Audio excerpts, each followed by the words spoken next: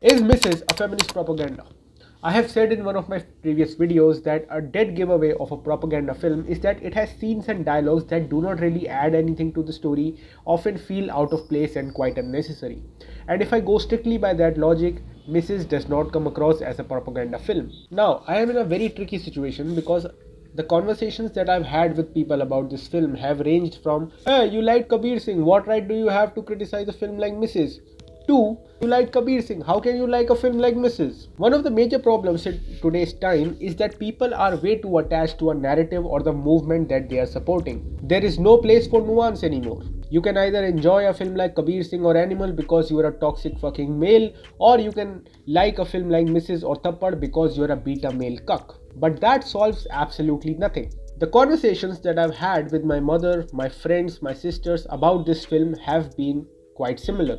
But they are all women, a victim of the propaganda, right? But how is it that my brother and I have the same take on this film, and that take is similar to that of my mother, my sister, and my friends? Perhaps underneath a perceived propaganda lies the reality of many Indian households. There are subtle details in the film that highlight several problems with an average Indian household. One scene that is quite triggering for me even as a guy is when her father-in-law denies her from going for a job interview, then goes on to sit across the room and starts reading a newspaper, completely ignoring her existence in the room, while she stands there helplessly hoping to get a response from him. Now, if you have ever been in a toxic power dynamic with an adult in the family or even in a relationship, you would know how insulting it is. A few other details in this film is how Richa's aspirations are often dismissed as mere hobbies, and the fact that her husband is working and providing her food and shelter, hence there is no need for her to work, implying that a person cannot just work for the fulfillment. While everywhere in this world people are working day and night so that they can make enough money so they can finally retire and do the things that they actually want to do.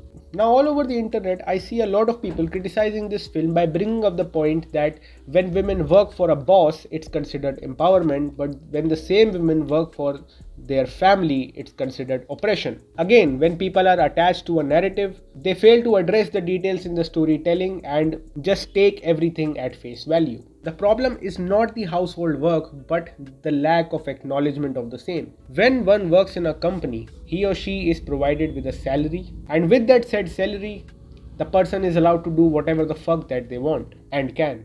In the office, there is an acknowledgement of your work and adjustments are made in accordance with your need of a leave or a holiday. Again, Richa does everything in the house, but she's not even allowed to go for a job interview. If you take off your narrative driven lenses for once, you would see how unfair that is.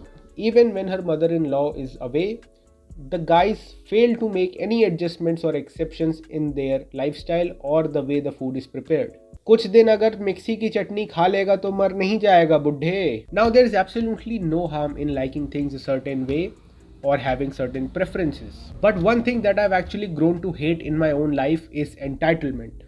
To demand stuff without having an ounce of empathy for the people who provide you with the said stuff.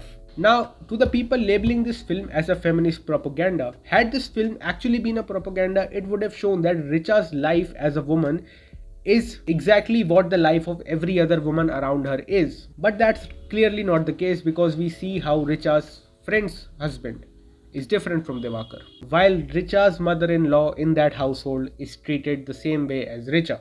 Now, when people in a family are treated like individuals with wants, needs, desires and aspirations, that's not oppression. And notice how I said people and not just women. Because even the parents who raise their children as a vessel to fulfill their own desires are also oppressive parents. People who expect their family members to make all the adjustments for them while they themselves make none are oppressive family members. And Mrs. just happens to be the story of one such household. It does not generalize anything.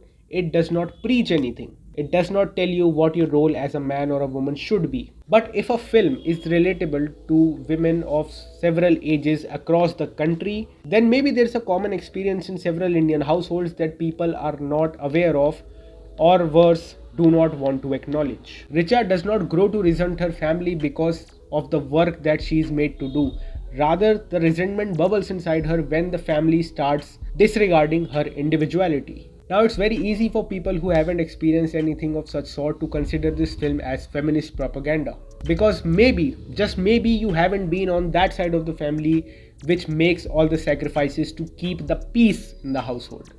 Perhaps your lifestyle is always catered to, often at the cost of the comfort of others. What I like about this film is that it does not become preachy at the end. There is no long monologue, there is no eureka moment where the family realizes their mistakes and fixes everything. Rather, the film flips the script and ends abruptly, implying that Divakar did not actually learn anything from the collapse of his first marriage. He still sits at the dining table with his father while his mother and his second wife work in the kitchen, bringing out fresh pulke for him. Divakar does not change, and I don't think he had to. It was Richa's story, and by the end of the film, Richa is comfortable with the choices that she has made for her life, and that's what matters. Udan is not a propaganda film. It's a story of one kid that feels relatable to a lot of youngsters. So is Three Idiots, and so is Tamasha. Similarly, films like Mrs. and Thappad are not propaganda films, rather stories of individuals that feel relatable to a lot of women.